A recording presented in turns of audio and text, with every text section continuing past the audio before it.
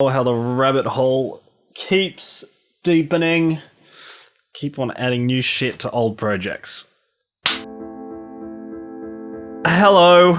So I recently just completed a low-key but still kind of big music video project that I put on all my socials. Except YouTube, because it kind of got blocked right away.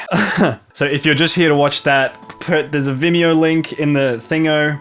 Yeah, you can just watch it there. Otherwise, this video, I'm just going to be talking about it, reflecting on the process, just sort of where I'm at this point in time. And if anyone from Brockhampton happens to see this, I didn't mean to be a bad boy. I just wanted to make a video, bro. I'm sorry. So yeah, what is it? At its core, it was an idea I just had and ran with. The video is a cover of Brockhampton's Lamb, which was released in the Saturation Demos box set on the 24th of November 2017. A very different mix of the original song that was released on the 8th of June in the same year, 2017. I was very familiar with the original 3-minute mix of Lamb around the... YouTube is so hard, oh my god. So I was very familiar with the original 3-minute mix of Lamb around the latter half of 2018, and I only found the 10-minute mix around the latter half of that year and sort of the start of 2019. And to be honest, when I did find it, like, I just had a bit of a moment. There was just something so raw and emotional about the drastically different mix that I couldn't get over, especially since I was so familiar with the joyful and warm imagery of the original 3-minute one and the video that came with it. It's just been properly in my head. You'd be imagining the warm, sunny golden hour, then all of a sudden you're thinking of cold, sad boy beaches. So the way my creative process works when it comes to making films is I just start seeing the images. So throughout the first half of 2019, the images of this song just kept popping up, and whenever I'd listen to it, I'd just vividly see all of these things, and it's just like, man, I gotta make something. A lot of what you see in the final product is directly ripped from the things in my brain.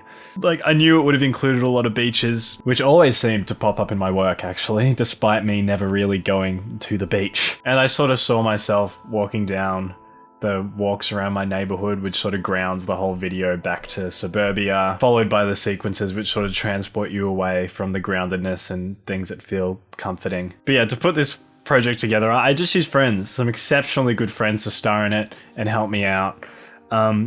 Yeah, Felix, Ramsey helping out on camera when I had to be in front of it or just direct everyone else. I can't thank these beans enough, like, and just everyone else who helped out. Like, it couldn't have happened at all if people weren't willing to take a chance on the project and really allow me to be weird. To film it, I scheduled individual days with each person to get their individual shots done, which took us all around the place, really.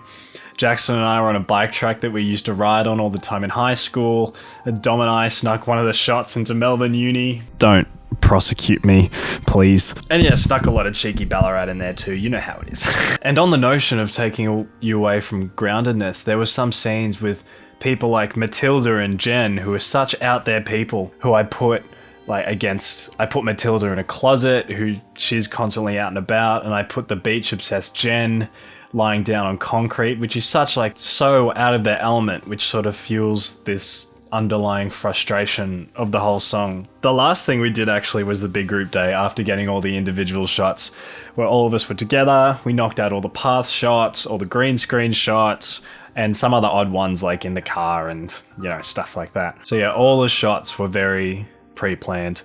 My process is, after seeing all the imagery and ideas for shots and sequences, I just write it down in a big document. Like, it becomes a big splurge until I actually sit down and sort it into what it needs to be. So I did spend a couple days sitting in the iconic Battle Cafe, just sorting all the notes and pictures and things down into an understandable mess and building up some sort of structure of how it would go down. It was actually my first time properly storyboarding for a project. It really helped me find out what I had and all the blanks I still had to fill in, all the different bits and pieces I had to figure out to fill up the entire song. And yeah, at the time I was doing a lot of casual work as well, so I just carry around a little notepad and a grey lead and just whip it out whenever I try to draw. I might have it, actually. Yeah, there's me on the street.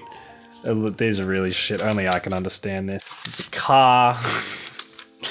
Some of them were mostly, because they were so vivid and it was sort of to note them down, to get something like that, or capture the essence of that, or at least just having it as a sort of filled in blank symbolic thing in my mind. So yeah, that sort of helped my pre-production process. All of this was just to improve my filmmaking in general, and just to have fun and create something with all my close mates, you know? Because yeah, for real, the entire project was just a good excuse to try new and weird things, and like stuff that, to be honest, I wasn't sure if it was gonna work or not. The biggest risk was probably the green screen. It was such a stress to set up and get together. I definitely think it decently came together.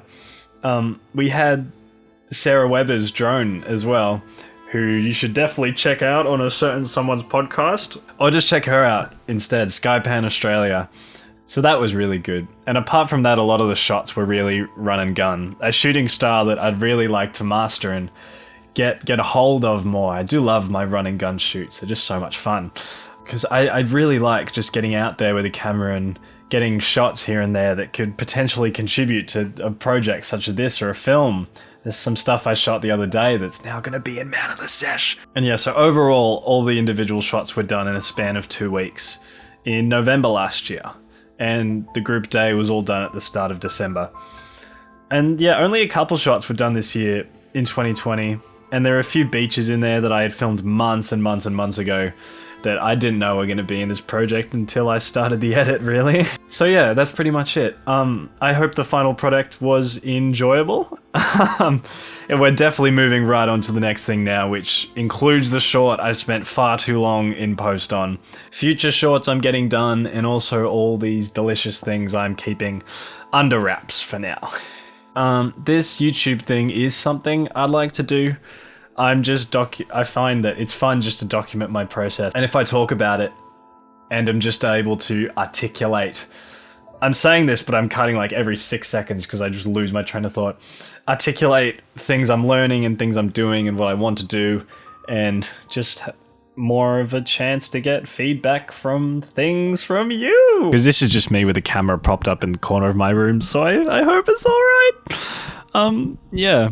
All my social media is at Joel Harris Media if you want to check the things out. And also I like to send out my best wishes to the world really, about this coronavirus stuff. It is not a fun time. It's kind of easy if you're a creative like me to be optimistic and be like, whoa, I can shut myself up inside and work on all these projects, but it's still like, it's a very anxious time to be alive. So just don't put too much pressure on yourself. Take care of your family. Like, I've been sitting on this script for weeks, and who knows when it's going to come out after I filmed it just now. Like, it's just a very strange time. If you were lucky enough to be in the position where you can hole up and be moderately comfortable, don't be afraid to take the time and just breathe for a little while you can, before stuff gets all hustle bustle again. But yeah, goodbye.